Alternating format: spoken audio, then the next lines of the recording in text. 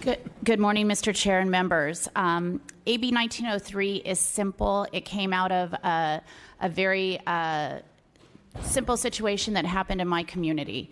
Gun buyback bills or gun buyback programs, we could talk about whether or not they're effective, but the process or the reason that we do them is basically to reduce the number of guns out there, whether it's guns in somebody's house that they're not using, whether it's broken guns, whether it's illegal guns on the street.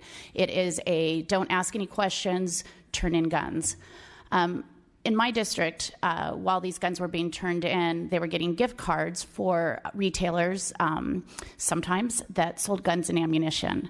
And it's just a common sense measure that I think if our goal is to reduce the number of guns through gun buyback programs, that we don't then turn around and give a gift card to a dealer of guns or ammunition. So it's common sense, it protects taxpayer dollars, and I respectfully ask for an aye vote. Any other witnesses in support? Any witnesses in opposition? How you doing? The man with the new beard. I mean hair.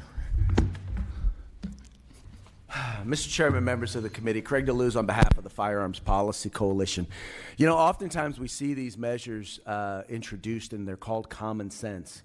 And the thing is when anyone really understands firearms technology, firearm industry, or firearms culture, they understand that these bills have little to no impact and actually should be deemed as common nonsense. This particular measure arises because gift cards to Walmart, which, by the way, does not sell firearms in the state of California. Now, they do sell, in some places, they do sell ammunition.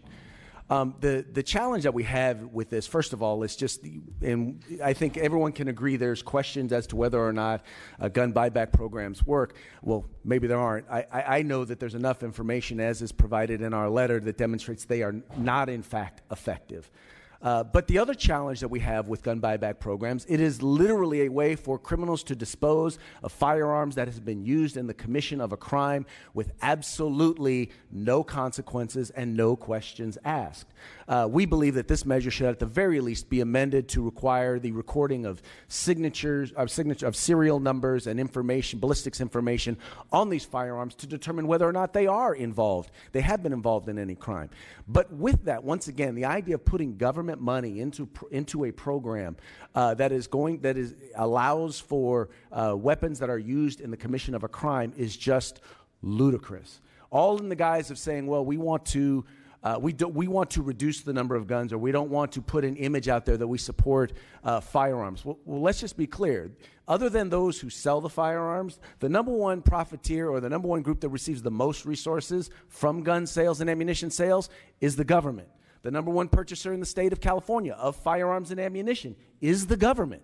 So if we want to reduce the amount of ammunition, the amount of firearms that are out there, if we really don't want to promote firearms, then maybe it ought not be a business that the state of California and local governments profit from and participate in. It is with this that we oppose this measure unless it is amended. Thank you. Thank you, Mr. DeLuz. Any other witnesses in opposition? Any questions from committee members?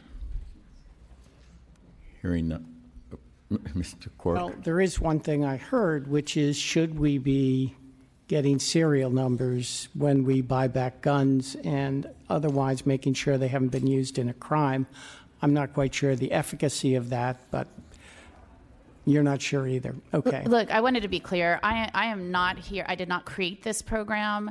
I have mixed emotions about the gun buyback program, but having seen them in my community, I know guns are actually turned in a wide variety of guns, things that are clearly broken, things that look like normal, a handgun in a house that probably just has been sitting there for 30 years, things that a mother finds that maybe their son had and they don't want to get their son in trouble, or daughter, that they found in the closet. There's no other way to get rid of this gun legally. So I'm gonna come down and say, if we're taking guns off the street, I'm for it. I'm for it. If we're taking guns out of somebody's house that doesn't use it and no kid finds it and blows his brains out, if we save one kid, I'm for it. It's good.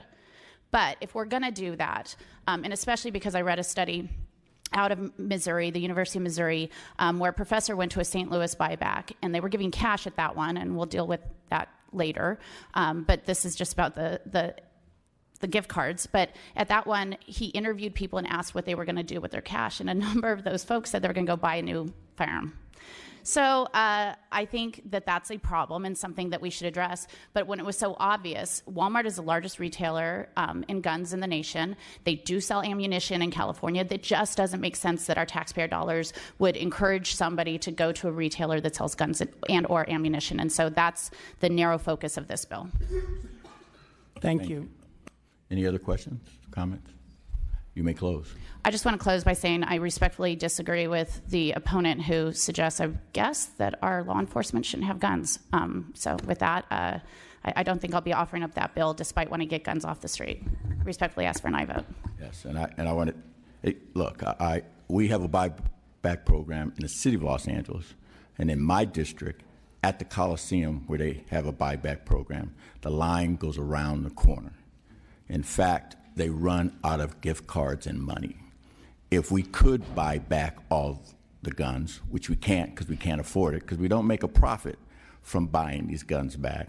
If we could buy them back, as a member of the Budget Subcommittee, Public Safety, I probably would be encouraging that we buy more guns back, because I think the more guns you take off the street that could be harmful to anyone, whether it's suicide or the commission of a crime or anything, we need to do that. I wish the government could make a profit off of buying back these weapons. The other thing is what Mr. DeLuz brought up is I believe they do check the serial numbers, but I'll double check. And if they don't, then it should be added to the buyback program. And if I have to come up with some legislation to do that, then we should, because I think they have some kind of way of knowing where the guns came from when they buy them back. But again, I'll double check, because I'm not certain. I just know in my district, they ran out of money buying back guns from people in South Los Angeles, just in case you don't know where my district is. And so the chair's recommending an aye vote on this. Is there a motion? Is there a second? Second. On AB 1903, the motion is due pass to appropriations. Jones Sawyer? Aye. Jones Sawyer, aye. Lackey? Not voting. Lackey not voting. Carrillo? Carrillo, aye. Gonzalez-Fletcher? Gonzalez-Fletcher, aye. Kiley? Kiley, no. Quirk? Aye. Quirk, aye. Santiago? That measure passes.